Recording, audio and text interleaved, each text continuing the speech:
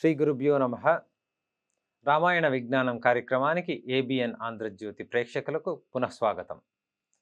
మనం భరత రామ సంవాదంగా రాముల వారు భరతుల వారికి ప్రేమతో బాధ్యతను ఒక్కసారి గుర్తు చేస్తూ అనేక విషయాలు చర్చించుకున్నారు. దాని ద్వారా మనం ఏ విధమైన విజ్ఞానాన్ని పొందగలము అన్న విషయాన్ని మనం తెలుసుకుంటున్నాము. అర్థశాస్త్రాన్ని గురించిన విశేషమైన చర్చ ఇక్కడ ఉంటుంది. మన శాస్త్రం అంతా కూడా కేవలం సూత్రప్రాయంగా అందించబడి ఉంటుంది. ఒకప్పుడు రామాయణానికి 300 పైగా భాష్యాలు లభించేవి.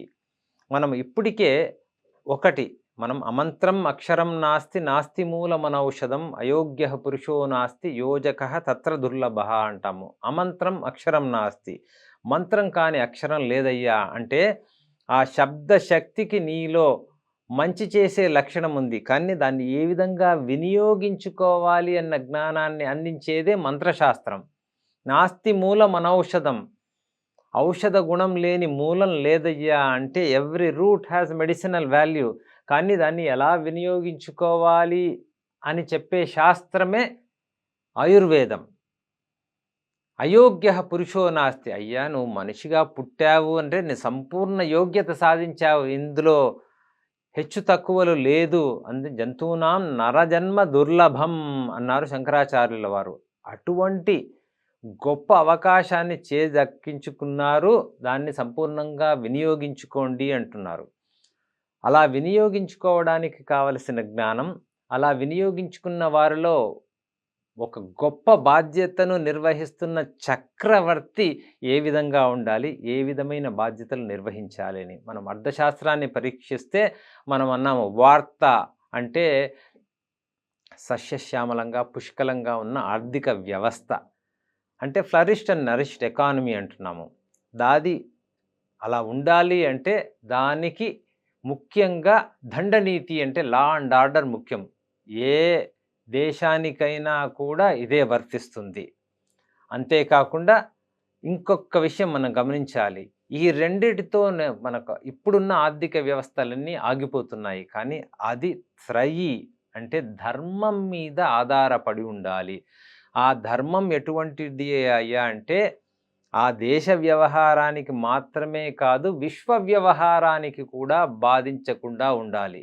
మనం ఏం చేస్తున్నాము, ఏదైనా ఒక విషయాన్ని సృష్టిస్తున్నాము, ముఖ్యంగా ఎలక్ట్రానిక్ పరికరాలు, దానిని తిరిగి రీసైకిల్ అంటే ఒక సంపూర్ణంగా ఉపయోగించబడ్డ తర్వాత దానిని ఏ విధంగా మనము ప్రకృతిలో లీనం చేస్తున్నాము అంటే అది ప్రకృతికి హాని కలిగించే విధంగా ఉంది. ఎలక్ట్రానిక్ వేస్ట్ అంటున్నాము ఇప్పుడు. కానీ మనం సృష్టించేటప్పుడే సృష్టి స్థితి లయగా ప్రతి ఒక్క విషయాన్ని సృష్టించగలిగితే, సృష్టించడానికి ప్రకృతిని తక్కువగా బాధించే విధంగా ఉండాలి. ఎందుకంటే మనం ఖనిజాలను తవ్వి తీస్తున్నాము, దాని తర్వాత ఉపయోగించేటప్పుడు కూడా ఎంత తక్కువ వనరులతో అది వినియోగించుకోవచ్చు, లయం తిరిగి దాని జీవన పరిమితి అంటే లైఫ్ స్పాన్ అయిన తర్వాత దాన్ని తిరిగి ప్రకృతికి బాధించకుండా ఎలా, ఈ సృష్టి స్థితి లయలు అన్న కోణంలో చూస్తేనే మనం రెడ్యూస్ రీయూస్ రీసైకిల్ అంటూ మనం వివిధ స్లోగన్స్తో ఉన్న వాటిని సనాతన ధర్మం ప్రతినిత్యం మనకు గుర్తు చేస్తూనే ఉంది. ఇటువంటి విషయాలన్నీ కూడా నువ్వు నీ వ్యవహారంలో తెలుసుకుంటున్నావా అంటూ సూత్రప్రాయంగా రాముల వారు చెప్తున్నారు. ముఖ్యంగా రామాయణానికి 300 పైగా భాష్యాలు ఉండేవి. అంటే రామాయణంలోని ఒక్కొక్క ఈ విషయాన్ని తీసి విస్తారంగా ఆ జ్ఞానాన్ని అందించేవారు. ఇప్పుడు మనకు కేవలం 4 లభ్యమవుతున్నాయి.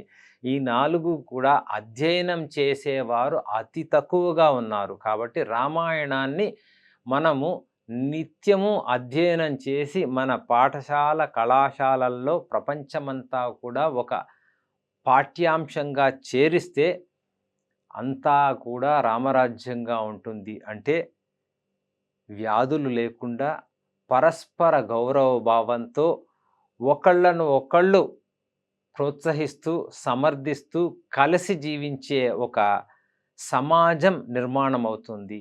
ఇటువంటి చర్చ రామ లక్ష్మణ భరత సంవాదంగా లక్ష్మణ వారు పక్కనే వింటూ ఉన్నా కూడా భరతరామ సంవాదంగా ప్రత్యేకంగా ఉన్నప్పటికీ అక్కడక్కడ రాముల వారు లక్ష్మణుల వారితో కూడా ఈ విధమైన చర్చ చేయడం మనం రామాయణంలో చూస్తూనే ఉంటాము. కాబట్టి ముఖ్యంగా వార్త అంటే ఆర్థిక వ్యవస్థ, దండనీతి దాని పునాదిగా త్రయీ అంటే ధర్మశాస్త్రం ఉండాలి. ఆ ధర్మం ఎక్కడ ఎలా వర్తిస్తుంది అన్న విషయాన్ని చెప్పేదే మనకు అన్వీక్షకి.